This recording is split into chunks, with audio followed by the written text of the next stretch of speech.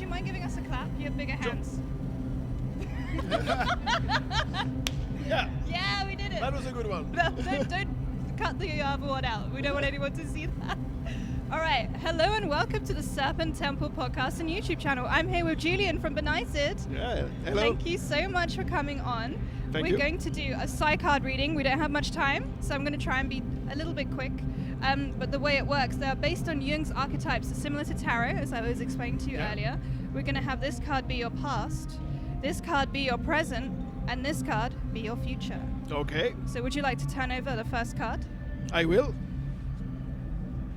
The libido. The libido. The libido. I mean, this is pretty self-explanatory. I think it's pretty sad that it's in the past, but okay, just I'm in gonna the cry in the corner right now. I'm so sorry to subject you to this humiliation. Well, I don't know what to say. I hope it's not the past. That's all I'm gonna say. Because it would be pretty sad. I'm only 42, so I hope I still have some years of libido in front of me. I'm sure it's not just the past, but it sounds like the libido can be about creation. It can be about creativity. I mean, Definitely. in your last album, I was reading the lyrics. There was a lot to do with kind of like sexual frustration. Absolutely, yeah. Especially because the last album is about some Oedipal complex syndrome of a young boy who turns psychotic and has some uncontrollable urges towards his mother. And it's the whole story about it is a kind of a cliche of how you can fragilize children and maybe make them, fall into schizophrenia when they are older, because the relation with the mother, when it's very, like in fusion. Yeah. It's too it's too close. enmeshed. Like if you're two people being one, and of course for the mother it's okay because she already has a psychological structure and everything, but the kid is not formed yet. Yeah. So you have a lot of things missing that you normally have to learn when you're a kid, and the mind stays too fragile. And when you arrive at this age of 18 or something, your mind is not prepared to live alone because you're too dependent on your mother. And that's where people, especially if they smoke or something, can fall into a psychotic disease. So what made you decide to write a whole album about this? Actually, I work in psychiatry, so all the inspiration comes from my professional job.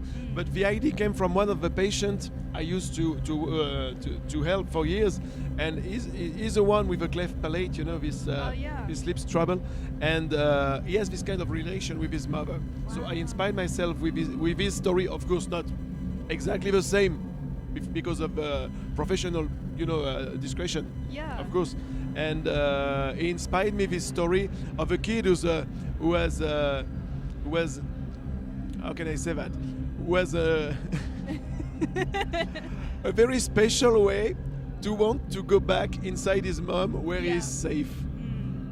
That's really interesting. Yeah. I love that. I was reading the lyrics and I didn't understand where you were coming from, but now I do, and it's really interesting. I love that you've gone for, it's really brutal, but it's also exploring the psyche. It is totally, and especially when I write lyrics, normally I tell a story, and if you don't know the main story behind all the tracks, every story can sound a bit totally disconnected from the whole story, but it's just because I like to write lyrics which have two degrees of reading. Yes. I like that. Yeah. The more you listen to it, the deeper it gets. Exactly, and that's also why I really like to do music video, because all the story appears in the music video, and I think it's for 2 or 3 albums now. I insist on posting what the story of the album is, so people can, how can I say that? They can connect. Yeah, connect with the spirit of the album and the story behind, and listen to it in the same way they would watch a movie or something, like getting into the story at the same time that you hear the music with your ears. That's really cool. Yeah, thank you. I love that. So the libido is very accurate, actually, to your past. Definitely, yeah. How about the present? Shall we see? If it's the libido again, I will go see a doctor. The warrior. The warrior. That's me. It's you. It is. You're the front person of a band. You are the warrior. You are the masculine figurehead of the band. I try to be. Actually, I think with the years I got a very strong mind, and also because of my job, because I learned so many things about how the human spirit works. But I can go through very, very hard times. Yeah. And be okay with it.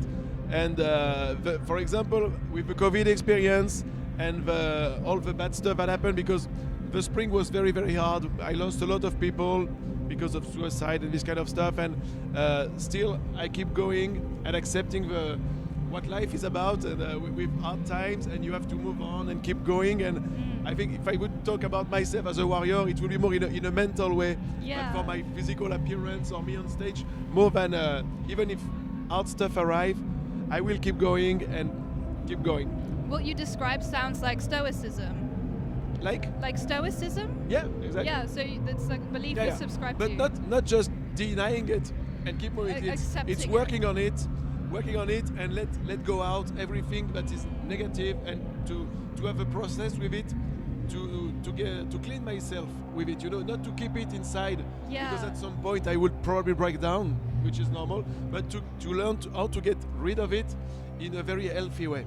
As someone who has the job you have, it's really interesting to get your perspective on that, because you are the expert on, because the things you must see is something I don't understand, is how you are able to deal with that, because I love the idea of stoicism. I think it was Epictetus, he said to be like a rock in the ocean, and to let the waves go through you instead of trying to otherwise you crack.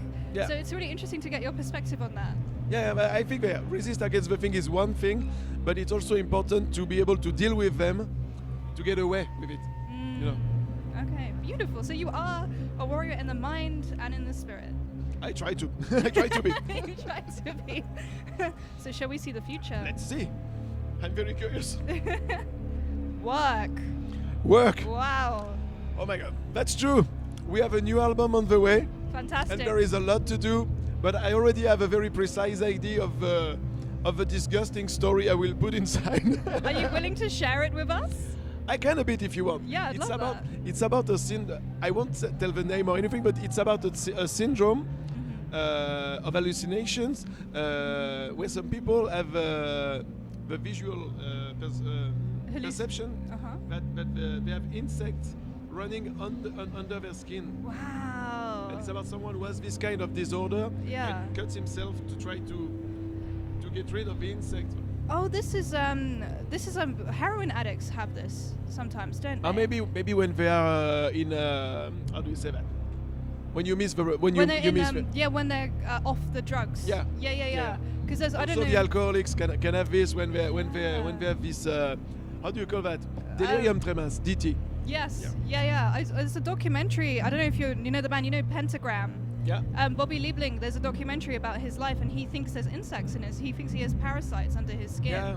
And because he's like dealing with the withdrawal from heroin. Yeah. But it's about this. I cannot say more, but it will be the main thing I can tell you about it.